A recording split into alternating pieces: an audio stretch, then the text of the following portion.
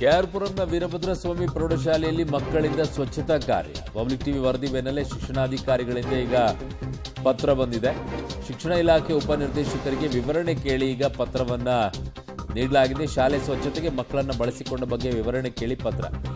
ಬಳಸಿಕೊಳ್ಳಿರಿ, ಯಾಕ್ರಿ ಹಂಗೆ ಮಾಡ್ತಾ ಇದ್ದೀರಾ? ಯೂನಿಫಾರ್ಮ್ ಧರಿಸಿ ಮಕ್ಕಳು ಸ್ವಚ್ಛತೆ ಮಾಡಿದ್ದು ಅಪರಾಧ ಅಂತ ಶಿಕ್ಷಣಾಧಿಕಾರಿ ಹೇಳ್ತಾ ಇದ್ದಾರೆ.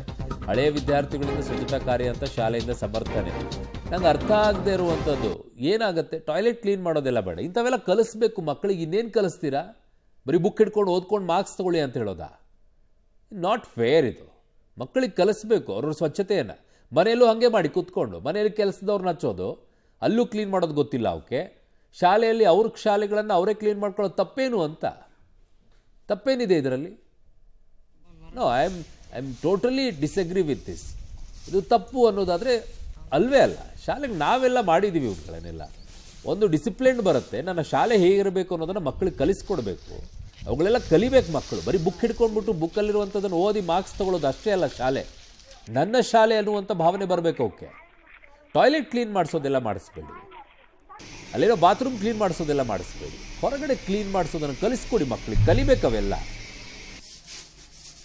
ನೋಡಿ, ಇದು ರಾಂಗ್. ಆ್ಯಕ್ಚುಲಿ ಇದೆಯಲ್ಲ, ಇದು ತಪ್ಪು. ಇದನ್ನು ಮಾಡಿಸ್ಬಾರ್ದು. ಇದನ್ನು ಬೇಕಿದ್ರೆ ಬೇರೆದವ್ರನ್ನ ಯಾರಾದರೂ ಹೇಳಿಸ್ಮಾಡಿ. ಇದಕ್ಕೆ ವಿಚಾರದಲ್ಲಿ ನೀವು ಅಲ್ಲಿ ಕಂಪ್ಲೇಂಟ್ ಕೊಡಬೇಕಾಗಿತ್ತು. ಅದಕ್ಕೆ ಏನು ತೊಗೋಬೇಕು ಅದನ್ನು ಮಾಡ್ಕೊಳ್ಳಿ. ಬಟ್ ಹೊರಗಡೆ ಕಸ ಹೊಡೆಯೋದು, ಅವನ್ನೆಲ್ಲ ಕ್ಲೀನ್ ಮಾಡ್ಕೊಳ್ಳೋದು, ಕ್ಲಾಸ್ ರೂಮ್ಗಳನ್ನು ಕ್ಲೀನ್ ಕೊಡೋದು, ಅದು ಜವಾಬ್ದಾರಿ ಮಕ್ಕಳಿಗೆ ಬರಬೇಕು. ಈ ಟಾಯ್ಲೆಟ್ ಕ್ಲೀನ್ ಮಾಡಿಸೋದೆಲ್ಲ ಅಲ್ಲ, ಟಾಯ್ಲೆಟ್ ಕ್ಲೀನ್ ಮಾಡೋದೆಲ್ಲ ಅಲ್ಲ. ನನ್ನ ಸಹೋದ್ಯೋಗಿ ಈಗ ಪವಿತ್ರ ನನ್ನ ಸಂಪರ್ಕಕ್ಕೆ ಸಿಗ್ತಾ ಇದ್ದಾರೆ. ಪವಿತ್ರ, ಹೊರಗಡೆಗಿರುವಂಥ ಪ್ರಾಥಮಿಕ ಶಾಲೆಗಳಲ್ಲಿ ನಾವೆಲ್ಲ ಮಾಡ್ಕೊಂಡು ಬಂದಿದ್ವಿ. ಕಸ ಹೊಡೆಯೋದು ಇದೆಲ್ಲ ಅಲ್ಲ, ಜವಾಬ್ದಾರಿಗಳವೆಲ್ಲ. ಆದರೆ ಬಾತ್ರೂಮ್ ಕ್ಲೀನ್ ಮಾಡುವಂಥ ವಿಚಾರದಲ್ಲಿ ಮಾತ್ರ ಅಬ್ಜೆಕ್ಷನ್ ಇದ್ದೇ ಇರುತ್ತೆ. ಆ ನಿಟ್ಟಿನಲ್ಲಿ ಈಗ ಏನು ಕ್ರಮ ತೆಗೆದುಕೊಳ್ತಾರಂತೆ? ಯಾಕೆ ಮಾಡಿಸಿದಾರಂತೆ ಬಾತ್ರೂಮ್ ಕ್ಲೀನಿಂಗ್ ಎಲ್ಲ? ಅರುಣ್, ಒಂದು ಬಾತ್ರೂಮ್ ಕ್ಲೀನ್ ಮಾಡ್ತಿರೋದು, ಇನ್ನೊಂದು ಆ ದೃಶ್ಯಾವಳಿಗಳಲ್ಲಿ ನೀವು ಗಮನಿಸ್ತಾ ಇರ್ಬೋದು, ಶೀಟ್ ಮೇಲೆ ಹತ್ತಿಸಿದ್ದಾರೆ. ಅಂದ್ರೆ ತುಂಬಾ ಎತ್ತರವಾಗಿರುವಂತಹ ಶೀಟ್ ಅದು.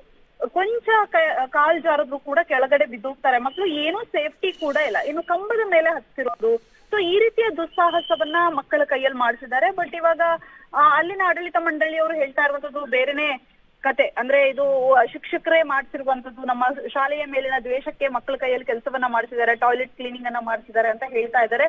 ಬಟ್ ಇದು ಅವ್ರ ಗಮನಕ್ಕೆ ಬರ್ಬೇಕಾಗಿತ್ತು. ಯಾರದೋ ದ್ವೇಷಕ್ಕೆ ಮಕ್ಕಳನ್ನ ಈ ರೀತಿ ಕೆಲಸವನ್ನ ಮಾಡಿಸುವಂತದ್ದು ನಿಜಕ್ಕೂ ಕೂಡ ಅಪರಾಧ. ಸೊ ಹಾಗಾಗಿ ಈಗ ಪಬ್ಲಿಕ್ ಟಿವಿಯಲ್ಲಿ ವರದಿ ಬಿತ್ತರವಾಗ್ತಿದ್ದಂಗೆ ಕ್ಷೇತ್ರ ಶಿಕ್ಷಣಾಧಿಕಾರಿಗಳು ಕೂಡ ಈ ಬಗ್ಗೆ ಮಾಹಿತಿಯನ್ನ ಕಲೆ ಹಾಕ್ತಾ ಇದ್ದಾರೆ. ಶಾಲೆಗಳಿಗೆ ವಿಸಿಟ್ ಅನ್ನ ಕೊಟ್ಟಿದ್ದಾರೆ ಈ ಘಟನೆಯ ಬಗ್ಗೆ ವಿವರವನ್ನ ಸಂಗ್ರಹ ಮಾಡೋದಕ್ಕೆ. ಜೊತೆಗೆ ಏನಾಗಿದೆ ಘಟನೆ ಅನ್ನುವಂಥದ್ರ ವಿವರವಾಗಿರುವಂತಹ ಒಂದು ವರದಿಯನ್ನ ಶಿಕ್ಷಣ ಇಲಾಖೆ ಉಪನಿರ್ದೇಶಕರಿಗೂ ಕೂಡ ಕಳಿಸ್ಕೊಟ್ಟಿದ್ದಾರೆ ಆಡಳಿತ ಮಂಡಳಿಯ ವಿರುದ್ಧ.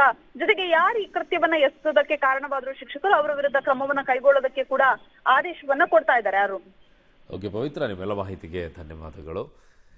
ಸೊ ಅದಕ್ಕೆ ನನಗೇನು ಕಸ ಹೊಡೆಯೋದೆಲ್ಲ ಏನು ತಪ್ಪು ಅನ್ನಿಸೋದಿಲ್ಲ. ಮಾಡಬೇಕು ಮಕ್ಕಳು ಶಾಲೆಯಲ್ಲಿ. ನನ್ನ ಶಾಲೆ ಅನ್ನುವಂಥ ಭಾವನೆ ಬರಬೇಕು, ಅದು ತಪ್ಪಲ್ಲ. ಬಟ್ ಅಲ್ಲಿ ಪ್ರಿಕಾಷನ್ ತಗೊಂಡಿಲ್ಲ, ತುಂಬ ಹೈಟಲ್ಲಿದೆ ಅಂತಂದಾಗ ಅದು ಇಟ್ಸ್ ಎ ರಾಂಗ್.